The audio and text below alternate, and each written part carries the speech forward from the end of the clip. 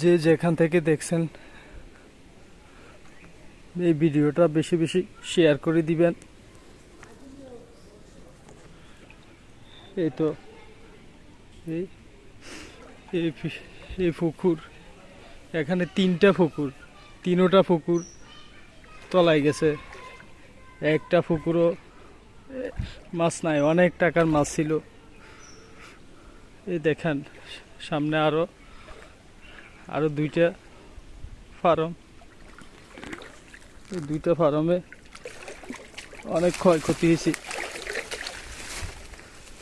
এই দেখেন সব শেষ ভাই, সব শেষ।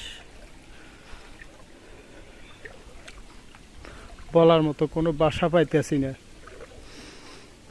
আল্লাহ যদি